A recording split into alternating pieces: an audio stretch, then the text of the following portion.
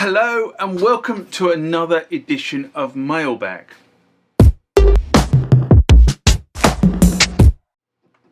What is Mailbag? Well, Mailbag is a feature of the channel where you guys leave lots of comments on the channel and I attempt to answer those comments, or if I can't answer those comments, I throw it out to you guys who have more knowledge on some of this stuff than I do. So let's get into the first mailbag of this session. Remember, like, comment, subscribe to the channel.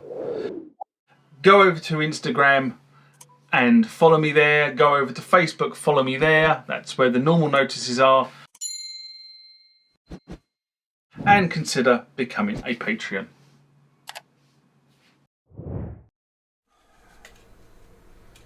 Next comment or question comes from the Death Beats, and it's in response to It's a Sad Day, a video I did in March 2022. And Gary writes, there's definitely something missing from today's listening experience. Playing music on vinyl somehow makes you take the music more seriously. Of course, when you explain things like this to young people, most of them will tell you to F off, as they can't seem to take criticism. I once mentioned to someone in a forum that a DJ who doesn't have a vinyl collection and can't mix on 1210s is not a real DJ. And as you can imagine, it caused uproar. Cheers. Well, I suppose first thing I should say is when somebody says 1210s, they're referring to what was the de facto DJ turntable in the day, which was the SL1200 or the SL1210. And any DJ worth their salt would have a pair of SL1200s or SL1210s in their state. They weren't cheap either. They were I think I paid. Try to think what I paid for mine when I bought mine. I paid at least $350 each for each SL1210. But they were absolute workhorses. They were direct drive and they were workhorses. The other companies came along with sort of similar machines, but nothing was quite as robust as the Technics SL1210. Anyway, as I can say, I bet he went down a storm when he made that. But it's true, people of my age, you didn't have beat matching software. That didn't exist. You did everything by ear. You stood there and you touched the record and you give it a gentle brush to bring the beats in. I know when I was DJing, the only tool I used for beat matching was a beat counter, and that was true. I used to get the new records used to come out from the A&R people, and all I used to do was just beat match them, which was a simple tool, and it told me where the beats were, and then I could put them in the record box. And I used to store my records by beat order, so that I knew that if you looked in the record box, that sort of section of records, 12 inches, whatever it happened to be, I knew I could literally just drop them in together because they were 2 or 3 beats out. I think you could go, I can't remember now what an SL1210 would do. It was what, 10 either way if you were lucky, but it sounded bloody awful. I always remember, plus or minus, I've written down here plus or minus 8 was the maximum you can move the pitch either side before the sound mix went off.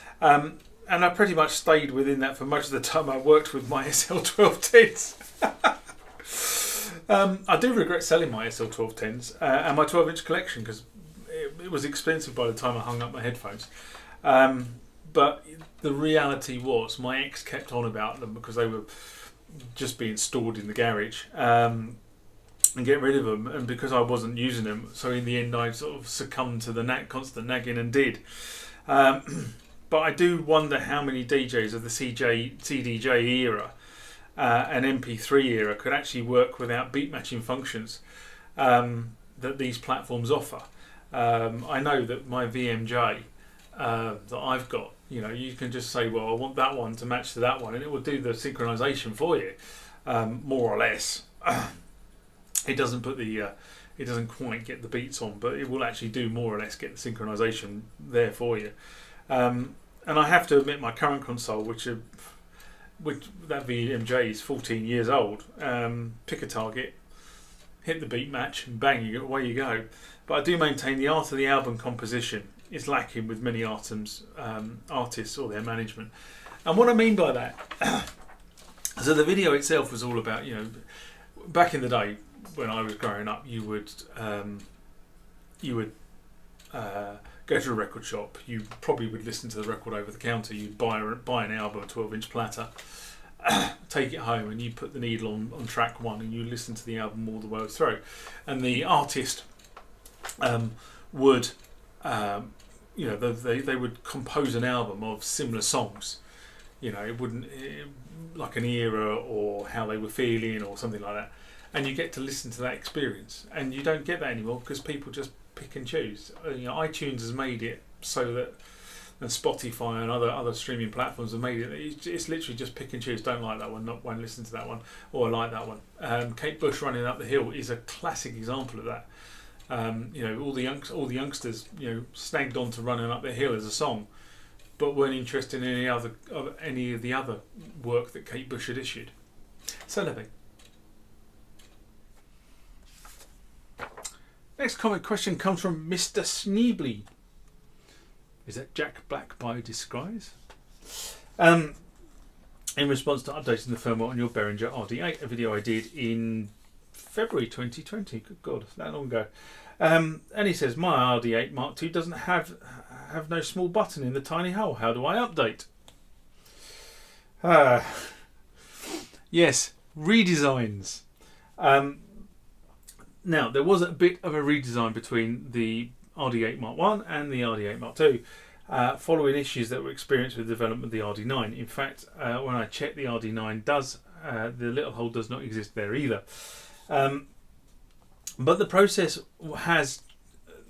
has changed, and I will be doing a video about it on the RD-9. In fact, I've done the video on the RD-9. I just haven't published it yet. And I suspect the RD-8 Mark II will follow exactly the same process as the RD-9 does. Unfortunately, I don't have an RD-8 Mark II, therefore I can't test this stuff. So this is really theoretical rather than actually practiced and tested. But hopefully that shall give you a point in the right direction.